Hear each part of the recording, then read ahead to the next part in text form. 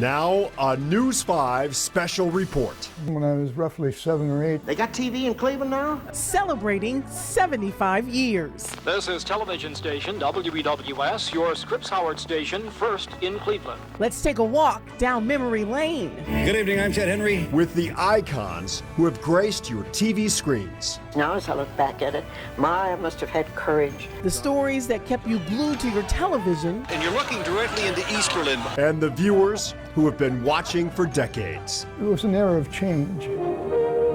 Tonight, we invite you to join us for our Diamond Anniversary Special. News 5 celebrating 75 years. Good evening, and thanks so much for joining us for this special presentation, News 5 celebrating 75 years. I'm Danita Harris. You know, when you walk the halls of our building here on the corner of 30th and Euclid, you are surrounded by this station's rich history. It is literally written all over our walls from the moment you step into this lobby. WEWS was the first TV station here in Ohio, and it was the beginning of a lot of firsts. Over these last 75 years, we are so proud to say Channel 5 has enjoyed a history of trailblazing programming and personalities. This is television station WEWS, your Scripps Howard station, first in Cleveland. First in Cleveland, first in Ohio, and a whole lot of firsts for decades to come. WEWS first came onto the airwaves here on Channel 5 on December 17, 1947. We knew variety was the spice of life, so in 1956, we launched Polka Varieties. Come on and join the fun. The show ran into the 1980s, syndicated in 30 television markets, and while there were a series of hosts over the years, they all said the show's original opening phrase, which many still know today. Coming your way from the polka capital of the USA, Cleveland, Ohio. The first WEWS program to groove its way into nationally syndicated waters was Upbeat. It's time for Upbeat. During the late 1960s and early 1970s, Upbeat was seen as one of the most significant early rock and roll variety TV shows. Upbeat had dancers, a live audience, and popular music artists like Aretha Franklin, the Beatles, Simon and Garfunkel, and not to mention Mr. Stevie Wonder and Otis Redding. In fact, the December 9th, 1967 episode of Upbeat was Redding's final performance. The next day, his plane crashed, killing all but one person on board. The late Don Webster was among the hosts of the program, and he was also the station's chief meteorologist. The show that blazed the trail for the morning programs we see today ran from 1972 to 1999 on WEWS, The Morning Exchange. It was the first morning show that had a living room as a set with news and weather updates at the top and bottom of the hour. The Morning Exchange was the template for ABC's Good Morning America. It had several hosts during its 27-year history and introduced a lot of personalities Northeast Ohio came to know and love, like Fred Griffith, Robin Swoboda, Lee Jordan, Mark Johnson, and me, Danita Harris. We've also seen the rise of several trailblazing personalities. We all know the queen, WEWS royalty, Dorothy Fuldheim. Dorothy Fuldheim, yesterday and today, the most trusted name in Cleveland broadcasting. Her interviews are legend, and her commentaries were authentically Dorothy. The Iranians' conduct is tantamount to thumbing their noses at us. Fuldheim would also serve as co-host of the 1 O'Clock Club. There was just no one like her. When Dorothy shared news stories, viewers also got her sometimes edgy opinions, whether they wanted it or not. Out. Dorothy Fuldheim was the first female in the United States to have her own television news analysis program. I never thought about that. I was earning a living. I didn't know that I was a pioneer. Of course, now as I look back at it, I must have had courage. Her spirit is still felt in the rooms and halls of WEWS today.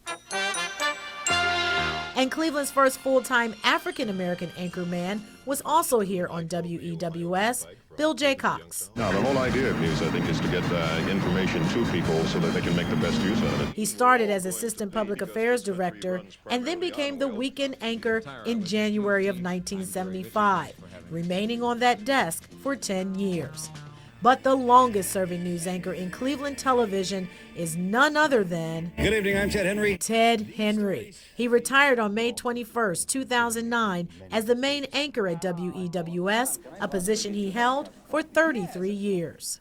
Ted Henry. We found the best co-anchor right in our own backyard. Ted traveled the globe, bringing viewers stories that affected our world.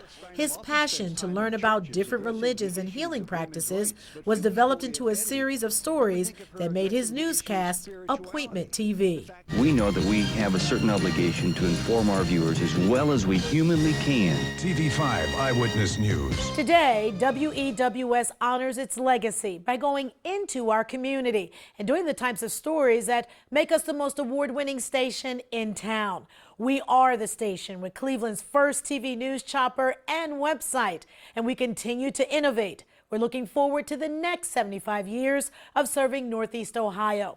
Now from Ted Henry, Dorothy Foldheim, and Don Webster to my colleagues, Rob Powers and Courtney Gooseman. We are so glad to have you with us tonight. I'm Rob Powers. And I'm Courtney Gooseman. Tonight, we continue to celebrate our legacy as the first TV station here in Ohio. And we could not do that without you, our viewers, in their own words. Sitting glued to the TV, watching everything. The people who have been watching us for decades. Some have even grown up alongside us. Channel 5 and I are the same age. When our special presentation, News 5 celebrating 75 years, returns. I think we do feel what this town's about because we've lived here a long time, and I think that comes through hopefully every day when we go onto the air. TV5 Eyewitness News. Welcome back to our special presentation, News 5 celebrating 75 years. For decades, we've been proud to fill our newsroom with a team that includes those who were born and raised right here in Northeast Ohio. And it's a trend that continues to this day. So many hardworking journalists from this area want to come home again, and they want to come right here to News 5, including me. Did you know, Courtney? I started here as an intern in the sports department in the 80s. Oh, I saw the footage, Rob. I saw the footage. In Rocky River, I'm Rob Powers, Eyewitness News. So many of us have roots in Northeast Ohio. We asked staff members who grew up watching Channel 5 to get together and reminisce. We have the same Northeast Ohio accents. We know the community, and I think that that's really cool. Every TV glued to News 5 all the time, since before I was born. When AJ was younger, Danita Harris spoke at her church. So to work here with her now is just like a full circle moment, because she is who inspired me to be a journalist. The people who work here are not the only ones who grew up watching News 5. It's the same story for generations of Clevelanders. In fact, I spent some time with some of our most loyal viewers, people who have been watching us for decades, so they could share some of their special memories of watching Channel 5. What was your earliest memory of watching Channel 5? Romper room. Romper room.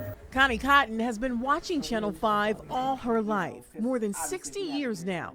She remembers watching from her Sheffield Village home at the tender age of 5. Every morning she'd wake up to Romper Room with Miss Barbara and a changing cast of children. She did loads of activities with the kids. I just loved it. It was so fun to watch. Pat, fat, those all rhyme, don't they? That was probably, our first preschool, because back in the day we didn't have preschool. Kim Pelosi and Karen Spidell are brother and sister from North Canton. They remember when their family's first television set was brought home sometime around 1951. Ken Hawkins Jr. didn't just watch Romper Room, he was lucky enough to be on the show. I had to demonstrate what a leaf does when it's falling off a tree. Kids across Northeast Ohio anxiously awaited for Miss Barbara to bring out her magic mirror. Because I see my friend Kenny and there's Linda and Laura. Please tell me other people remembered it. It wasn't just my own desire to have my name mentioned out of that mirror. Mona Allen now lives in Dallas, Texas, but her memories of watching Channel 5 are close to her heart. And who could forget Captain Penny and his frequent guest animal expert, Jungle Larry. Jungle Larry. Did you notice that? He shook hands. Yeah. He always said you can fool all of the people some of the time, and some of the people all of the time, but you can't fool Mom. I remember it being on in the background getting ready for school, the morning exchange. The Morning Exchange launched in 1972 and later became the template for Good Morning America. And remember our little romper room star Ken? Well, his dad, Ken Hawkins Sr., had his own show here at 5. The popular Cleveland radio DJ and program director took his act to TV to host the Ken Hawkins Show, which debuted in 1967. This may be it. Hawkins was among the first black men to host such a show featuring R&B and soul acts like Ray Charles, James Brown, and Dionne Warwick. It could be seen in more than 195 cities. About what time are we talking on Friday night? 1 a.m. 1 Yeah. in the morning? Oh, yeah, he was lucky to get that slot. What kind of feeling do you get when you start thinking about, reminiscing about these shows you used to Warm, watch? fuzzy feeling. Always, always. When we look back on the last 75 years, it's hard to forget some of the major weather events that have hit us here in Northeast Ohio, like the blizzard of '78. The wind is so strong that I can hardly even catch my breath. Next, in our special presentation, News 5 celebrating 75 years. The biggest storms, snowfalls, and personalities to come through your television. Welcome back to our special report, News 5 celebrating 75 years. I'm Mark Johnson. Now, since December of 1947, we've always tried to keep community top of mind, and in the weather office, it's always been about your safety, priority number one. 50 years ago, you might have been hearing a little teletype behind me, printing out a weather forecast from the National Weather Bureau, but no more. Times have certainly changed. Take a look. It was just a month after WEWS first hit the air that we became the first TV station in Ohio to bring you extended severe weather coverage. We stayed on the air for hours during a blizzard in January 1948. Of course, when you think of blizzards, it's likely the blizzard of '78 comes to mind. The wind is so strong that I can hardly even catch my breath. And even 44 years ago, people had the same idea when they saw a blizzard was ready to strike: milk and bread. At the Millbrook Bakery today, about 30,000 loaves of bread were sold off the shipping docks as fast as the bakery could produce them.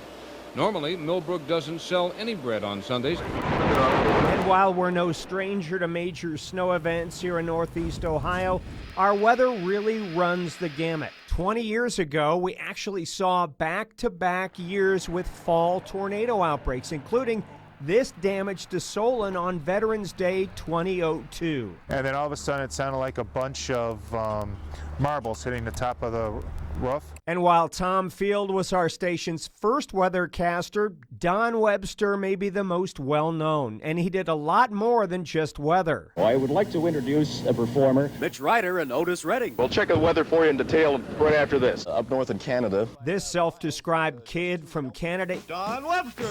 They even turned down an offer to host American Bandstand because he loved it here in Cleveland so much. Don was even here when we first started using radar. And wow, technology has come a long way since that first blizzard back in 1948. Maybe you remember the days when our meteorologists used magnets and slides to share their forecast.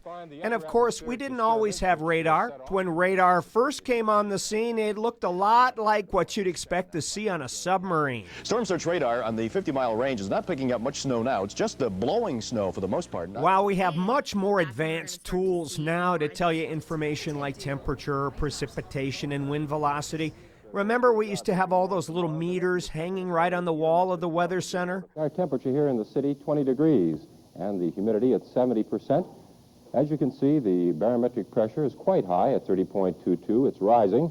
And the wind right now, the direction from the southwest, the speed showing only around 10. We have certainly come a long way from putting magnets on a board to tell you the weather. Right now, here's the weather office. I've got literally 10 computers on all the walls, and those computers ingest gigabytes of weather data. It's my job now as a trained station scientist, meteorologist, to come up with a forecast for you every single day. Plus, we have Doppler radar. I can look inside a thunderstorm and tell you exactly where the danger is.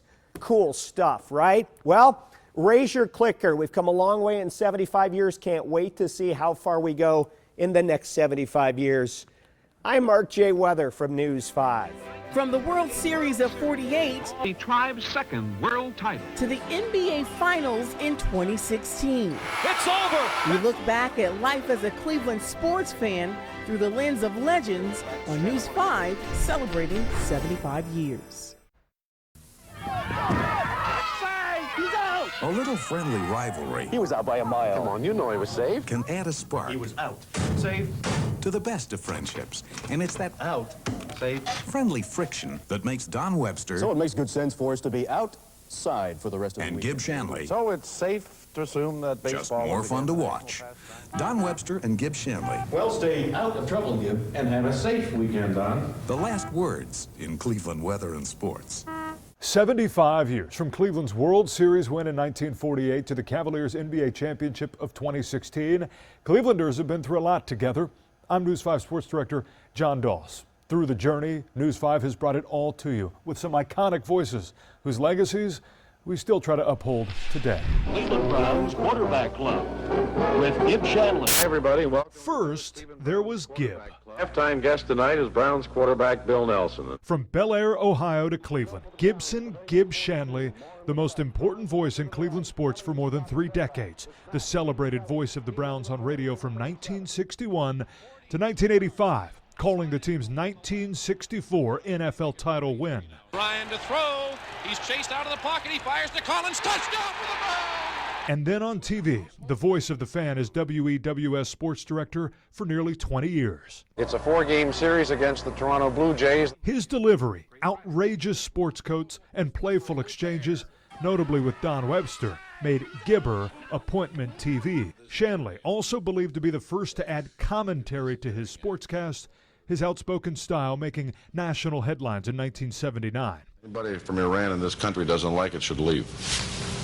Following the burning of a U.S. flag in downtown Cleveland during the Iranian hostage crisis, Gibber's 19-year run officially ended at WEWS on Friday, December 21st, 1984.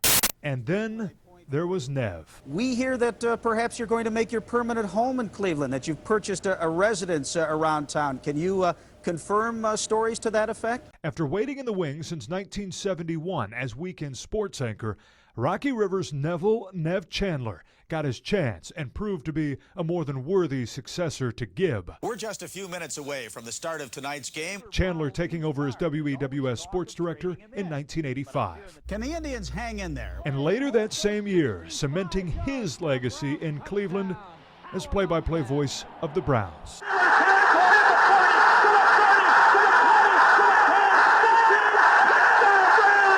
But at the top of his game, and beloved by Northeast Ohioans, fate handed Nev a cruel hand.